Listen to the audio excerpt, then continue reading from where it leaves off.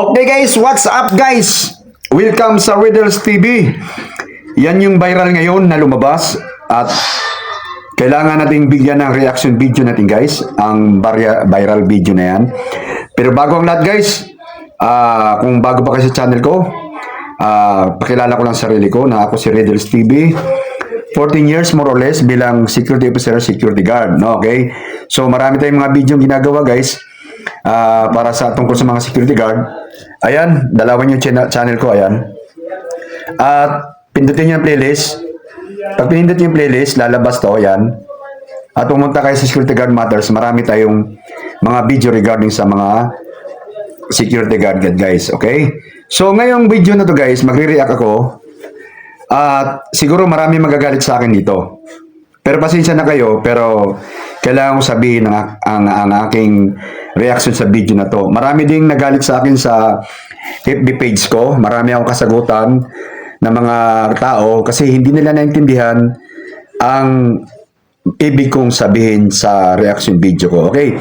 So kung makikita nyo guys sa video, may isang gwardiya guys na sinita niya yung batang babae, naka-uniforme ng eskwelahan, ng school. So babae siya, naka-estudyante siya at nagkaroon ng tinatawag na kuwan nga yung gwardiya at saka yung bata. So ang mga tao nakita sa video, masamang-masama ang kanilang kalooban regarding sa gwardiya. So hindi nila tiningnan ang side ng gwardiya. Ang tiningnan nila ang side ng bata, parang inapi ng gwardiya. Batang babae, naghahanap buhay, inapi ng gwardiya. Ganon ang dating sa kanila. At pinatulan ng gwardiya. Pero hindi nila alam kung paano ang mga gwardiya nasasalang sa sala sa init, sala sa lamig. Ano ba itong sala sa init, sala sa lamig? Ang mga gwardiya guys ay ginagawang scarecrow ng mga kumpanya. Ginagawa nilang panakot yan o pangsalang sa mga sitwasyon. Tulad ng sitwasyon na yan. Yung video na yan. Okay? So kung titingnan nyo guys, kung titingnan nyo sa video, may isang batang nagtitinda ng sampagita. At may dalang karton na alam kong lagayan nyo ng siguro donasyon. Nag-uniforme yung bata at pumisto doon sa bawal na pwesto, which is doon naka-detailed yung gwardiya. Alam ko yung bata, kaya doon siya pumisto kasi nga entrance ng mall yun, madaling makuha ng simpati ang bata kasi nga isipin ng tao, kawawa naman, nagtitinda yung bata ng sampagita para sa kanyang baon sa pag-aaral. Which is yung lugar na yon na pinipistuhan niya ay pinagbabawal nga ng establishment ng mall. Pero yung bata gusto pumisto doon dahil alam niya na maraming magbibigay sa kanya doon. Maraming maawa sa kanya. Alam nyo guys, ginagawa talaga ngayon yan ng mga nagtitinda, ng lilimos, na makakuha ng simpati ng tao. Tulad yan, yung bata, nag-uniforme siya. Sino ba namang hindi maawa? Estudyante yung bata. Di ba? Pero doon siya pumurma sa maling pwesto. Pinapaalis siya ng gwardiya. Bawal ka dyan.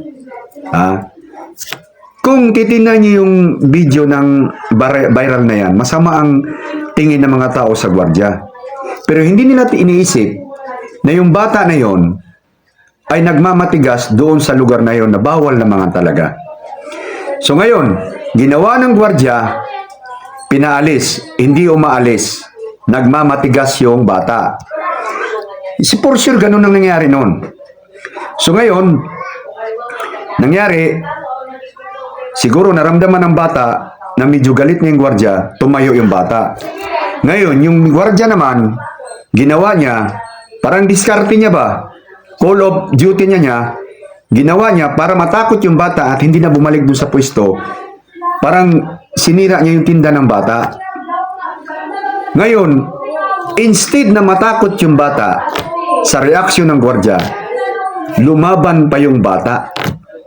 Pinaghampas pa niya yung gwardya dahil paghampas ng batang ganon, nakapag-react ng konti yung paa ng gwardya, parang naitulak niya yung paa niya, which is ang mga tao inisip na sinipa yung bata. Pero kung titingnan niyo yung video guys, yung pagsipa, hindi natinag ang bata. Hindi natinag. So, ibig sabihin hindi nasaktan. At yung pagsipa, alam ko, hindi intensyon ng gwardya yon. Anong ginawa ng bata? Pinaghahampas niya yung gwardya na hindi man lang siya natakot.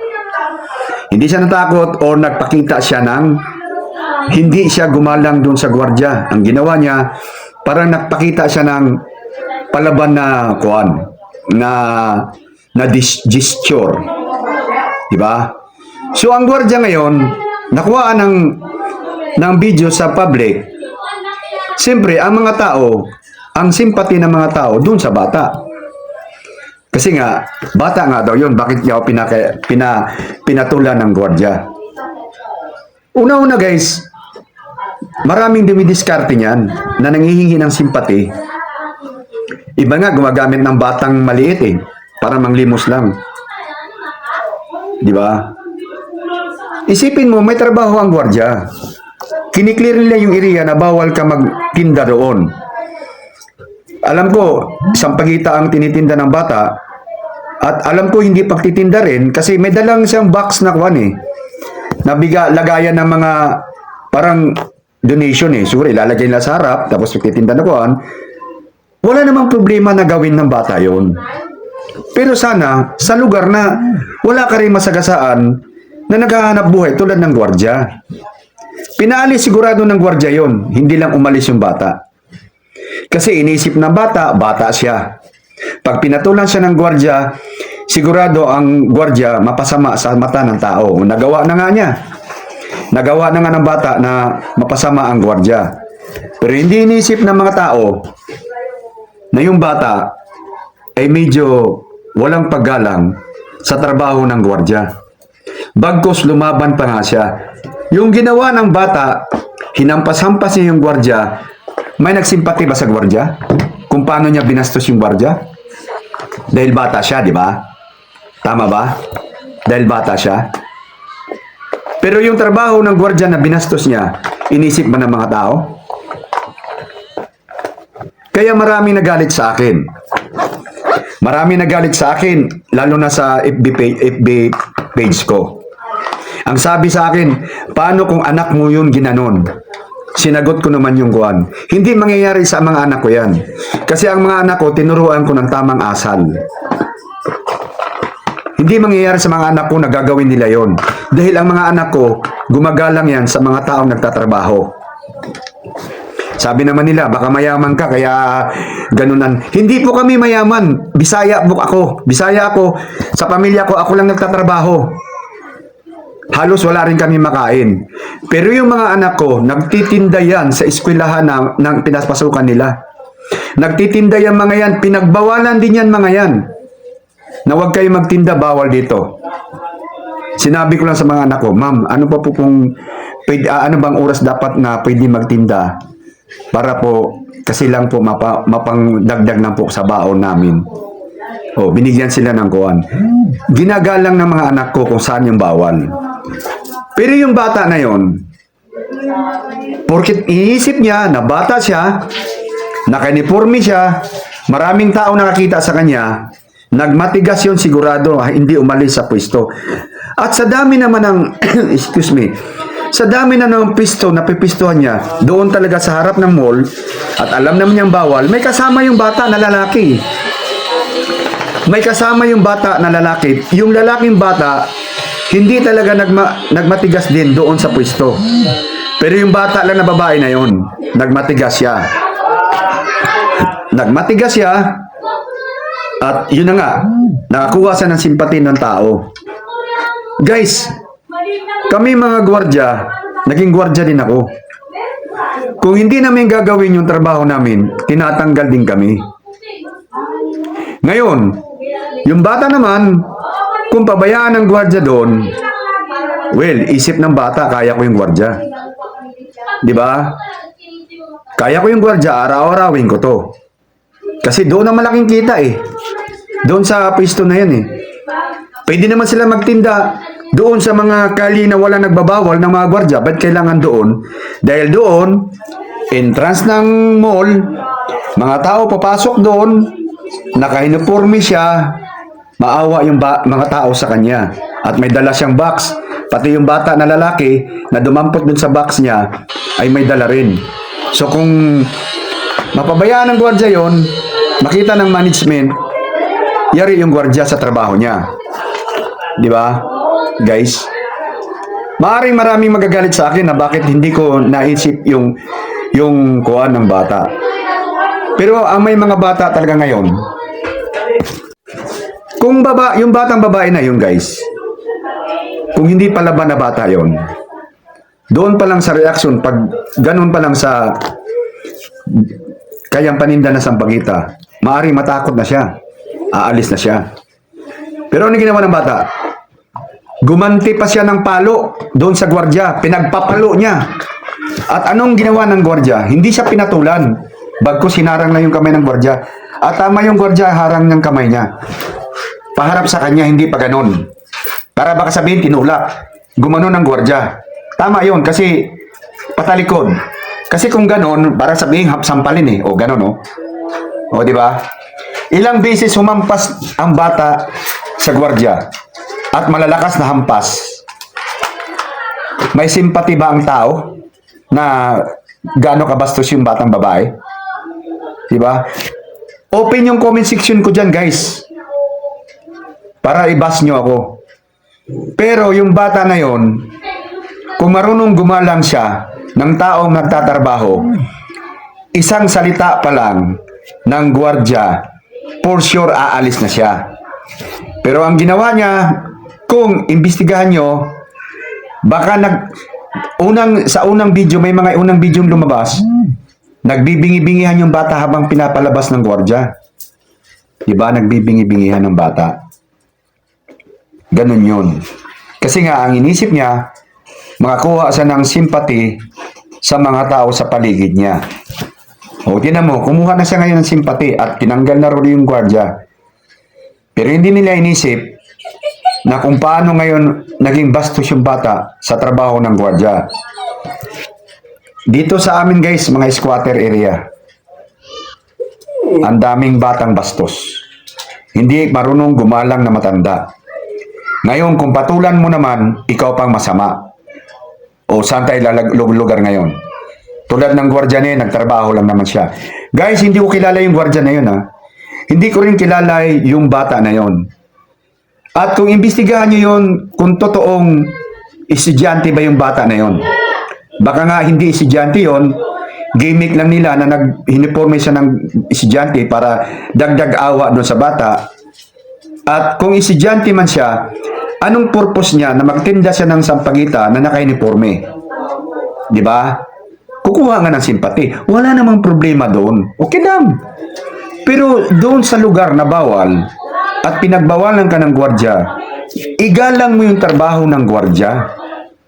Kasi kami mga gwardiya, kunting mali lang namin, tinatanggal kami ng kumpanya namin. Ganon kami kabilis tanggalin.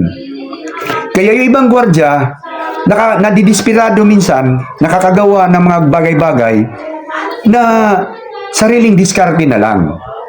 Tulad nung gwardiya na yon, sinaywar niya for sure yung bata na yon para na matakot. Instead na matakot, anong ginawa ng bata? Di ba?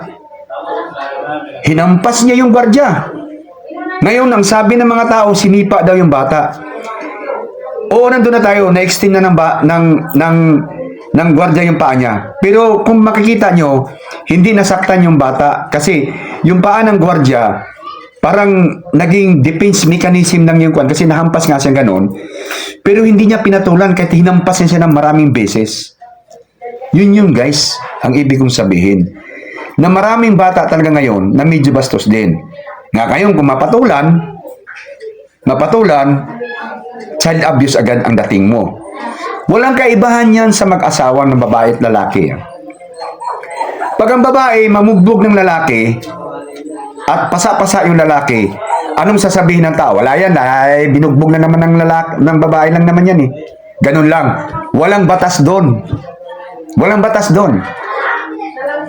Pero kung ang lalaki, nakante lang niya ng konti yung babae, natabig lang niya ng konti, automatic, abuse na agad. O diba? Ganun lang din yun doon. Yung batang babae. Kita mo yung kasama niyang lalaki. Nandun lang sa baba nga eh. Ibig sabihin, umilag lang din nakuan din. Nakuan ba? Nanghilag doon sa gwardiya. Pero yung batang babae na yon, nanghilag ba siya? Bagkus, lumaban pa siya sa gwardiya. Okay guys? So I hope na naintindihan nyo bakit ang simpati ko ay doon sa gwardiya, hindi sa bata. Kahit sabihin yung kuan, hindi po ako nagyayabang wala po akong pinagyayabang dito na kuan. Wala namang problema maghanap buhay. Pero sa tamang lugar. Tulad noon, bawal nga doon eh. May nagtatrabahong security guard doon na pinagbawalan ka na nga. Pero pinagpilitan mo yung sarili mo dahil ang inisip mo, wala magawa sa yung gwardiya kasi bata ka, estudyante ka, gusto mo doon kasi nga, ano ikaw ang batas? Tinan mo ngayon yung gwardiya, pinakinggan ba ng pamunuan ng mall na yon? Hindi. Tinanggal daw siya. Tinanggal daw siya kasi nga, mali daw yung ginawa niya. Pero hindi nila alam na ginawa ng gwardiya na yon ay naggumawa lang siya ng paraan na yung bata, masaywar niya para hindi na bumalik-balik doon kasi nga, ang kukulit nga ng mga bata.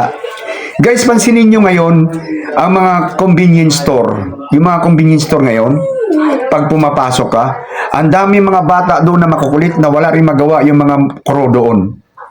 Mga bata, mga convenience store ngayon, mga convenient yung mga kuan dyan, basta 11-11, ganon, mga 11-11. Pag pumunta ka sa lugar nila, ang mga bata doon, labas-pasok, naglalaro doon, ganon. Hindi malaman kung kasi wala nang solid na batas na paano gagawin sa mga batang makulit. Di ba? Ganon yun. So I hope guys na intindihin din ninyo ang mga gwardiya na nagtatrabaho din para sa pamilya. Okay? So kayong mga hindi nagustuhan yung aking comment o aking mga reaction doon sa video na yon, open na po yung comment box natin. Mag-bash na kayo na mag-bash, pero ganun talaga ang pananaw ko. Naintindihan ko yung gwardiya sa kanyang side. Okay guys? Kita-kita tayo guys. Bye-bye!